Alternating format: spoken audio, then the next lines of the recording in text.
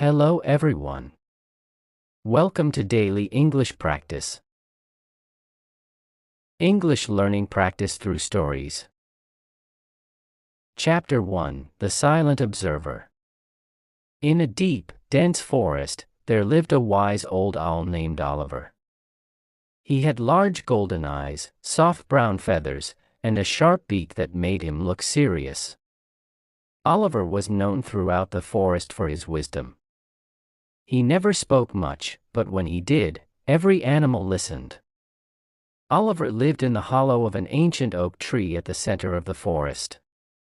From there, he could see everything that happened in the wood. Unlike other animals, who were always busy talking and running around, Oliver spent most of his time observing and thinking. One day, a young rabbit named Benny came hopping through the forest, looking troubled. Benny was always in a hurry and rarely stopped to listen to anyone. He saw Oliver sitting on his branch and decided to ask for advice. "Oliver, everyone says you are wise. Can you help me?" Benny asked, his nose twitching. Oliver slowly blinked his golden eyes and said, "Speak, young one. What troubles you?" Benny sighed. "I always feel like I'm in danger. Foxes, hawks, and even humans are always looking for rabbits like me. I run fast, but I can't stop worrying. What should I do?" Oliver thought for a moment and then said, "Listen more than you speak. Observe more than you run. If you are always in a hurry, you will miss important signs of danger. Pay attention to the world around you, and you will know when to run and when to stay still." Benny nodded, but he wasn't sure if he truly understood. He thanked Oliver and hopped away, still deep in thought. Chapter 2: The Quarreling Squirrels. A few days later, Oliver was resting in his tree when he heard loud chattering. He looked down and saw two squirrels, Sammy and Timmy, arguing over an acorn. "I found it first," Sammy shouted. "No, I did. You always take the best acorns," Timmy replied angrily. Oliver shook his head and hooted softly. "Why are you fighting over one acorn when the forest is full of them?" The squirrels stopped and looked up. "But this one is the biggest and best," Timmy said. Oliver sighed. "Tell me, what happens when you spend all your time arguing instead of gathering food?" The squirrels looked at each other, unsure what to say. Oliver continued, "While you fight, others gather. While you argue, winter comes closer. Wisdom is not about winning arguments, it is about knowing what truly matters." The squirrels thought about Oliver's words. They realized they had wasted precious time fighting when they could have been collecting more food. Feeling embarrassed, they each took a smaller acorn and left in silence. Chapter 3: The Foolish Crow. One evening, a crow named Cody flew to Oliver's tree. Cody was known for being proud and boastful. He often spoke without thinking and believed he knew everything. "Oliver," Cody cawed, "I have a question. Everyone says you're wise, but I think wisdom is just another word for knowing things. Is that true?" Oliver smiled.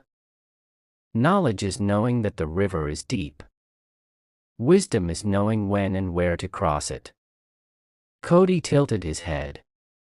"That doesn't make sense. I know everything about this forest.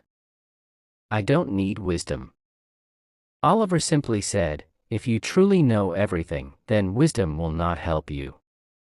But if you ever find yourself in trouble, remember my words."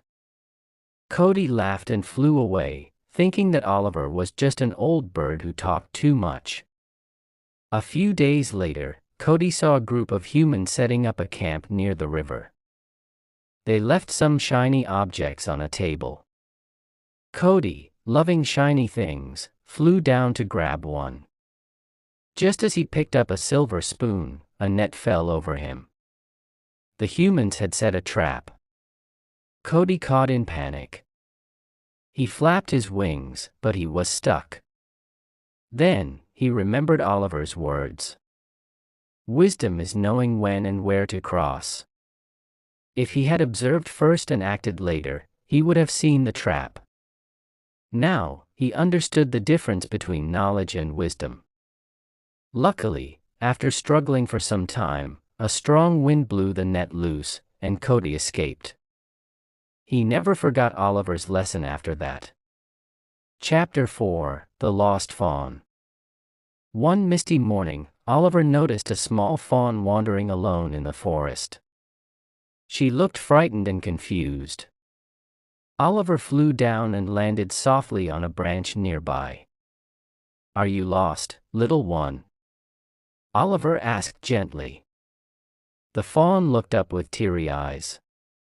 "Yes, I was following my mother, but I got distracted by some butterflies. When I looked up, she was gone." Oliver nodded. "Stay calm. Panicking will not help you find her. Close your eyes and think. What do you remember last?" The fawn sniffled but did as Oliver said. "I remember walking past a big rock, then a bush full of red berries." Oliver's eyes gleamed. "I know where that is. Walk slowly and pay attention to the smells and sounds around you." The fawn followed Oliver's advice, and soon, they found her mother waiting near the berry bush. "Thank you, wise owl," the fawn said happily before running to her mother. Oliver watched them reunite and smiled.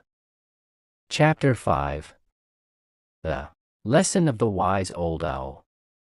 As the seasons changed, more and more animals came to Oliver for advice.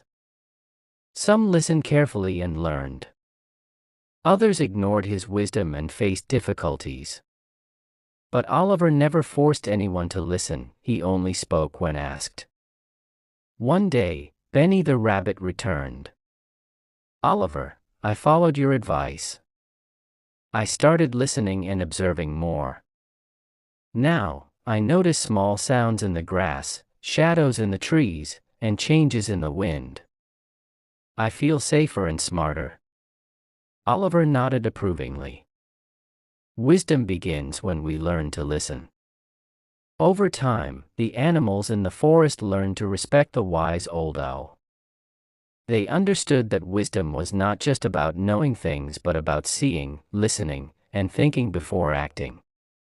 And so, Oliver continued to watch over the forest, offering guidance to those who sought it, never speaking too much, but always speaking with wisdom.